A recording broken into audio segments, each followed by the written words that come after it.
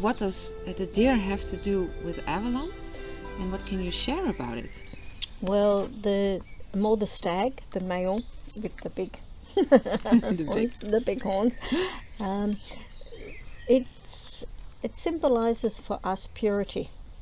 It has to do with innocence, and it actually is very high vibrational. So it actually, when you look at a deer, they're very timid. And they're very sensitive to us and our energies, and they're like a filter that can't lie. They see right through you into your soul, and they know your intentions. So that's why they're so skittish, because they're very sensitive.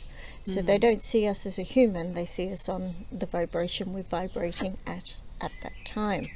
And so when you can really calm yourself down and you be one and peaceful and open your heart and pure intentions, then the deer will actually be curious and want to come to you.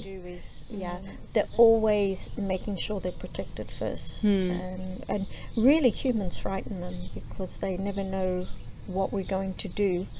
They have to feel our energy, and that tells them. Yeah, because if you connect to their energy, it's so sensitive and soft, and you almost feel like an enormous force, even though you think you walk quietly or maybe softly chatting with someone else through the forest, but for them it's noisy. They're so highly sensitive, their ears and everything, and no matter how far away you are from a deer, if they hear it, you see their ears automatically just turning. And maybe we call them deer because they're dear to us. Yes, Well, I was thinking about, I know the deer, I'm starting to get to know the deer, because you can read in books, but it's different. You have to really get to know them. And I start with connecting to them by the idea that they show me it's important to love yourself. So that was the first thing. I thought I can work with that. So let's start with that to get to know them.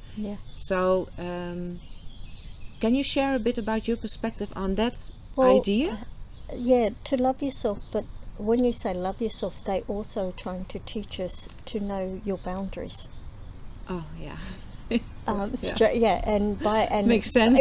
By knowing your boundaries, you can love yourself. So not allowing people in your space that shouldn't be there, and the deer doesn't do that. They will not allow anyone in their space that should not be there.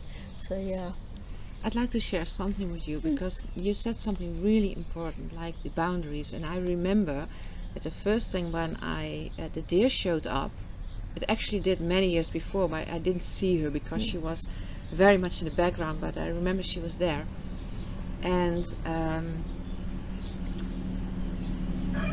at one point I felt a lot of anger in myself, and then I thought, wait a minute, I have to go back to me.